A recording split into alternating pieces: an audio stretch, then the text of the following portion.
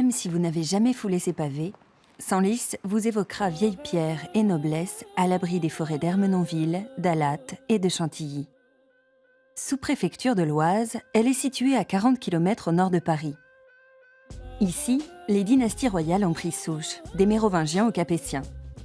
L'histoire de France s'est écrite à Senlis, où d'augustes personnages l'ont servi. Hugues Capet, élu roi de France en ses murs, ou le maréchal Foch, qui y prépara la victoire de la Première Guerre mondiale.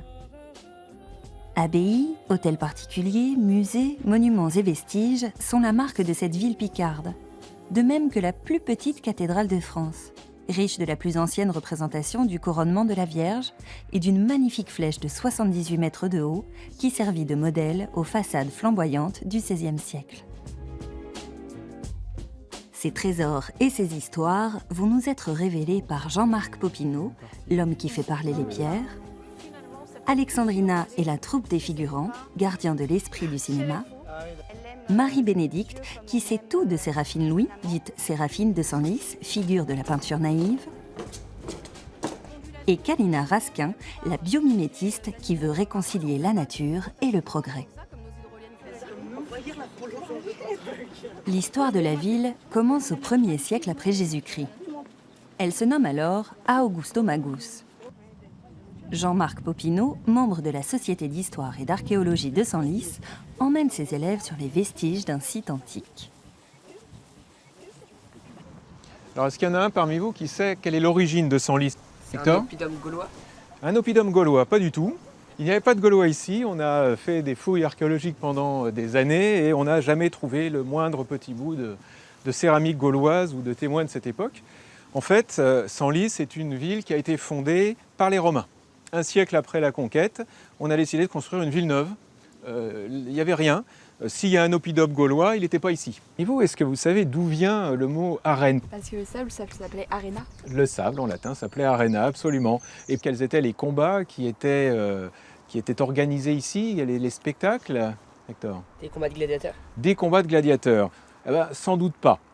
Les combats de gladiateurs étaient réservés à des arènes, des amphithéâtres beaucoup plus grands, parce que les gladiateurs étaient en fait comme des comédiens qui faisaient partie de troupes. Il y avait des espèces de producteurs qui les faisaient tourner de ville en ville.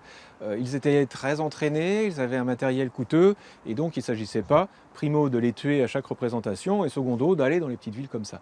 Donc non, ce n'était pas des combats de gladiateurs. Des combats de quoi alors plutôt, Marion? Des combats d'animaux? Des combats d'animaux, et oui. Le choix du site de Senlis par les Romains est probablement un choix à la fois économique et stratégique. Économique parce que c'était un nœud routier, il y avait beaucoup de commerce entre les différentes parties du bassin parisien. Et certainement aussi un endroit stratégique puisqu'on est sur la grande Via Agrippa qui reliait Rome à Boulogne. Et l'empereur Claude, justement, est celui qui a conquis la Grande-Bretagne. Peut-être qu'ici, c'était tout simplement une base arrière pour ses militaires.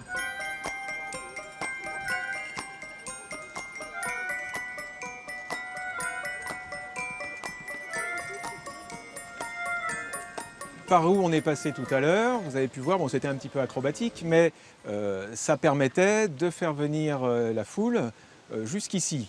Vous avez une idée de combien de personnes pouvaient tenir dans cet édifice? 60 000, là. Je crois que c'est un petit peu beaucoup. Ouais, j'aurais dit 10 000. 10 000, bah écoute, c'est à peu près ça. C'est quand même pas mal, hein. Senlis, c'était une petite ville. 10 000 personnes, c'était bien plus que la population de Senlis. Donc on pense que c'était pour accueillir toutes les populations qui se trouvaient autour. Et puis donc ici, eh bien, c'était un endroit où on pouvait donner un autre type de spectacle, du théâtre. Vous aviez ici une scène, alors là elle est petite mais elle s'avançait jusqu'à l'arène comme ça. Elle faisait environ 15 mètres de long sur 7 mètres de profondeur. Et on pouvait donner ici des spectacles. Alors ça pouvait être de la poésie, ça pouvait être des chants, ça pouvait être éventuellement de la danse. Voilà. Donc en fait ici c'est un amphithéâtre-théâtre. C'est une découverte, les arènes. Elles ont été oubliées pendant de très nombreux siècles et ont même servi de décharge au Moyen-Âge, tant et si bien qu'au XVIe siècle, c'était plus une butte qu'autre chose. En 1865, un monsieur, Félix Vernoy, membre de la Société d'histoire et d'archéologie de Senlis, a été intrigué par le nom de la rue qui passait au pied de cet endroit, qui s'appelait la rue de la Fontaine des Arènes. Donc il est venu ici, il a donné un coup de pioche et chance du débutant, il est tombé immédiatement sur de la céramique romaine, sur des murs. Et à partir de là, les arènes ont été déblayées. Il a fallu à peu près une trentaine d'années pour en arriver à ce que vous pouvez voir aujourd'hui, c'est-à-dire un édifice à peu près en bon état. Le but du jeu, c'est de reproduire toujours le même mouvement et de reproduire un alignement. Donc on a le bras avant qui va être tendu. Tombe bien, gaucher, ça va être la même chose, dans la même position. Donc là, Anaïs va tendre son bras, prendre sa position, tirer, ramener son coude en arrière. Et une fois arrivée en position, elle va lâcher, mais toujours dans l'alignement. Pour se protéger des invasions, dès le IIIe siècle, la ville s'entoure de remparts. Senlis se replie alors dans un castrum imprenable, férocement gardé par une compagnie d'archers. Nous, on est une compagnie d'arc, qui était initialement rattachée à la défense de Senlis. C'est formidable, cette permanence des choses. Vous avez défendu la ville au Moyen-Âge avec votre compagnie d'arc, vos milices. Voilà. Et aujourd'hui, vous avez conservé cette tradition. Voilà. Bon, un peu moins guerrière, mais voilà, c'est devenu pacifique, mais en un même peu plus temps, sportive. C'est plus adapté à notre époque. C'est vrai que Senlis a été une ville qui n'a jamais été véritablement conquise. Elle a toujours eu des remparts. Alors, il y a les remparts antiques qui se trouvent près de la cathédrale et autour du château. Il y a les remparts du XIIIe siècle qui ont été faits à l'époque de Philippe Auguste, qui sont derrière. Et puis, ces remparts du XVIe siècle qui sont venus se mettre devant, et ce qui fait de Senlis une ville qui n'a jamais été envahie ni par les Vikings, ni par les troupes pendant la guerre de Cent Ans. Voilà, bien défendue par nos archers. Bien défendue par les archers, entre autres. Senlis est sur les grandes voies d'invasion et il a toujours fallu se protéger. Il y a eu les remparts antiques qui ont permis de se protéger contre les invasions barbares au IIIe, IVe siècle. Puis à partir de Philippe Auguste, donc vers 1200, une enceinte beaucoup plus grande a englobé toute la ville médiévale. Et avec les progrès de l'artillerie, il est arrivé un moment où les remparts étaient trop fins et il a fallu les épaissir. Et donc tous ces remparts qui sont ici ont été construits au XVIe siècle et font 20 à 25 mètres de large. Donc 3 doigts sur le dessous, donc avec ton autre main. Donc le bras bien tendu. Voilà. Et là tu vas ramener, bien ramener dans l'alignement. Voilà. Pose bien le coude derrière. Et prends la visée, donc avec voilà, l'alignement de l'œil, la cible. Voilà. Ah, j'ai touché la cible quand même. J'ai touché la cible. Je suis très surpris. Effectivement. Ça doit être un très bon arc. Pour une initiation. À partir de l'instant où la ville est devenue une commune, c'est-à-dire a pu se débarrasser du seigneur, il a fallu que les gens de la ville se prennent en main et organisent leur défense eux-mêmes. Donc les bourgeois, les commerçants, les changeurs et autres personnes, les hommes, venaient s'entraîner le dimanche, par exemple peut-être ici, à tirer à l'arc ou à tirer à l'arbalète ou à se battre. Et effectivement, quand il y avait une grave crise, par exemple la Fronde au XVIe siècle, eh ben, il fallait qu'ils mettent la main à la pâte. Donc des bons pères de famille se retrouvaient tout à coup soldats, ce qui devait être assez particulier quand même, mais ils avaient un entraînement.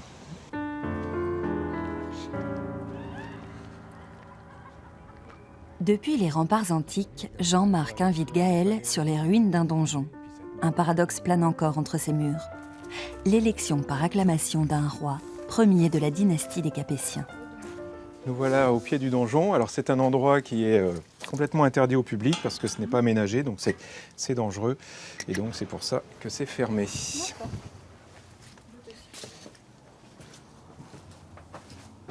Donc fais attention où tu mets les pieds, c'est vraiment dans son jus. Voilà, donc ici nous sommes dans la salle basse du donjon. Alors c'est un véritable condensé de l'histoire de Senlis ici, puisque nous avons à la fois la muraille romaine qui est juste derrière. Des fouilles archéologiques ont permis de descendre à peu près jusqu'au niveau antique, et donc ce donjon. Il est probable que nous soyons ici dans le premier palais en fait, de Senlis, le premier palais des rois. La forme rectangulaire de ces donjons, c'est des donjons romans, donc très certainement du XIe siècle. Donc on peut monter là-haut, alors il faut faire très attention, bien sûr, c'est un endroit qui n'est normalement jamais ouvert en raison de risques d'éboulement. On va prendre le petit escalier qui se trouve là.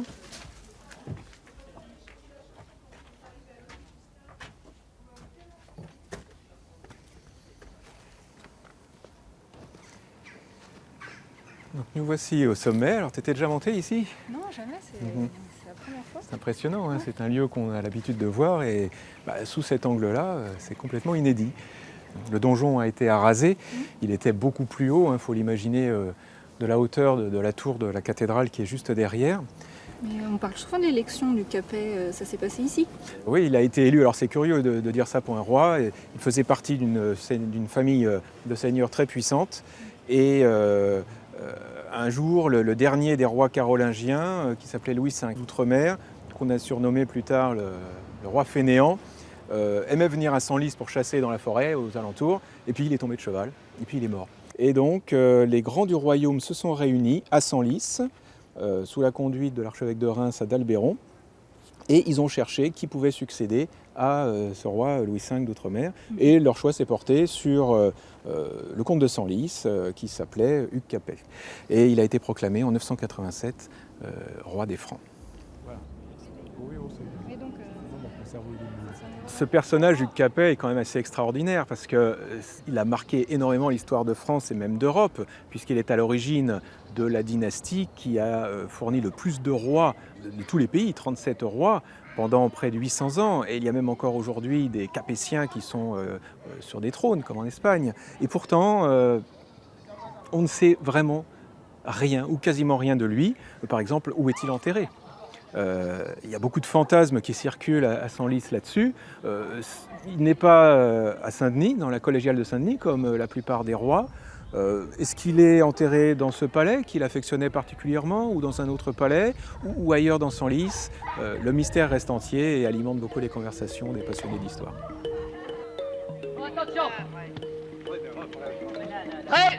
En 1961, Philippe de Broca réalise Cartouche avec Jean-Paul Belmondo.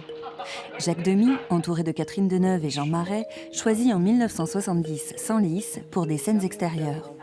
En 1982, Ettore Scola illustre ici la fuite de Louis XVI dans les nuits de Varennes.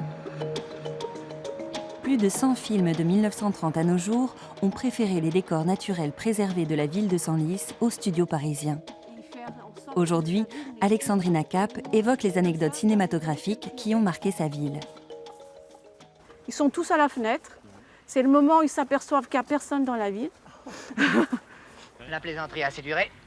Le roi de cœur, c'est, à la fin de la Première Guerre mondiale, un artificier écossais élu roi par les fous qui se sont échappés de leur asile et ont pris possession d'une ville abandonnée par ses habitants. Quel est le titre du film, s'il vous plaît ? Le roi de cœur. Alors, c'est un film, quand il est sorti, il a été très mal reçu par le public et par les critiques, au point que Philippe de Broca ne voulait plus faire du cinéma. Bon, eh ben voyons tout ça une fois. La fin, qu'est-ce que je fais? La fin, rien. Vous allez sortir?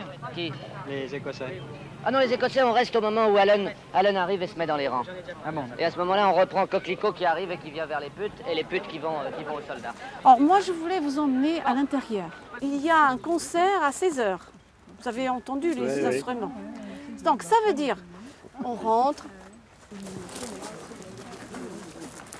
Bon, il se met à pleuvoir convenablement. Il y a la pelouse aujourd'hui, il y avait une chapelle qui est disparue avec la Révolution. Or, la charpente qui a été renversée, elle daterait du XVIe siècle. D'accord ? Alors, ce que je voulais vous montrer, qui est important pour le cinéma à Senlis, c'est qu'en réalité, l'argent qui pouvait être que tous ceux qui venaient tourner des films à Senlis, il a été utilisé pour la restauration de la ville. D'accord ? Donc, voilà. Et au revoir et on s'en va. Ah, il n'y a pas de questions par rapport au prieuré ? Voilà. Et puis, pour le cinéma, il y a désormais dans les mémoires le personnage de Séraphine. Une comédienne de la troupe des figurants l'a fait souvent revivre dans les lieux où elle vécut, quel que soit le temps. Bonjour Séraphine.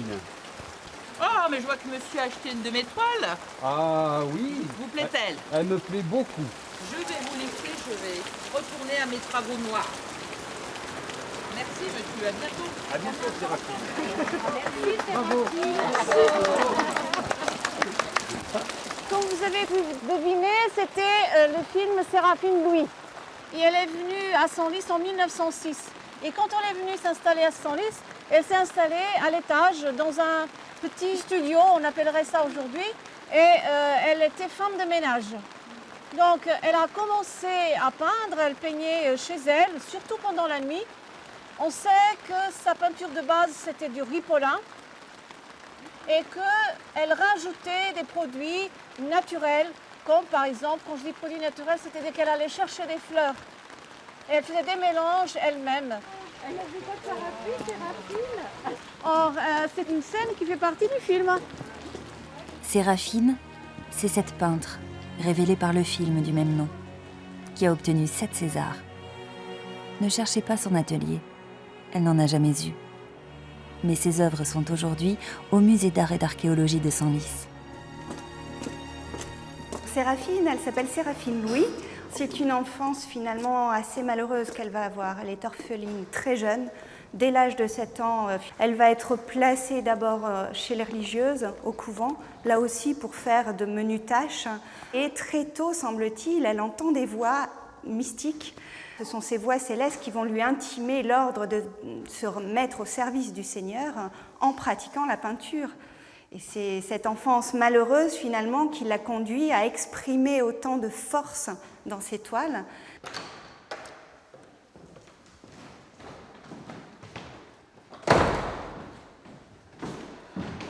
Elle peint uniquement autour de la thématique des végétaux, les fruits, les fleurs, les buissons. Séraphine est quelqu'un qui est un peu simple d'esprit, elle ne fait pas d'école, enfin elle ne va pas très loin dans sa scolarité.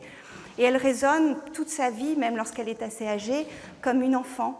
Et donc son plaisir, cela va être d'offrir un bouquet, comme on offre un bouquet à sa maman. Et c'est par le biais de ces couleurs qu'elle va ainsi poser sur la toile toutes ces fleurs colorées qu'elle va offrir comme une prière au Créateur. Alors, effectivement, nous avons Séraphine et son mentor, son découvreur, Wilhelm Uhde, qui est un collectionneur mécène allemand, extrêmement connu là aussi sur la scène de l'avant-garde parisienne, parce que c'est lui qui a repéré le douanier Rousseau, c'est lui qui va exposer notamment de jeunes artistes méconnus à l'époque comme Picasso, et il loue une petite maison à Senlis et il va embaucher Séraphine comme femme de ménage. Et incidemment, il va repérer que sa femme de ménage peint des petites natures mortes qui attirent son attention.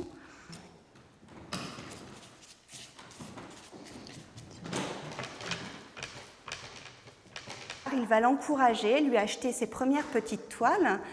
Il va lui permettre d'accéder à la célébrité, à la gloire, il va lui donner des moyens qu'elle n'a jamais connus auparavant, mais son objectif c'est de vendre. Donc il voit bien que c'est en poussant Séraphine vers ses démons qu'il obtient finalement les toiles les plus exquises. Et donc en 1932, Séraphine sombre véritablement dans des délires paranoïaques qui vont la conduire à un internement de très longue durée à l'hôpital de Clermont. Et elle y restera de 1932 jusqu'à sa mort pendant la guerre en 1942. Elle sera enterrée dans la fosse commune et donc elle finira dans l'anonymat le plus parfait.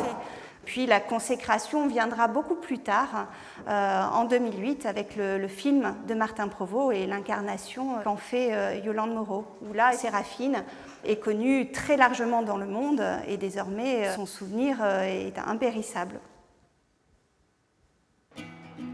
À Senlis, la créativité ne se décline pas seulement au cinéma ou sur des toiles. Malgré la sévère majesté de ces lieux, elle peut être beaucoup plus technologique et furieusement contemporaine. Et nous sommes sur un ancien quartier militaire qui porte toujours son nom, le quartier Ordener, qui est une ancienne caserne. Il a fallu trouver une idée pour le revitaliser, le relancer.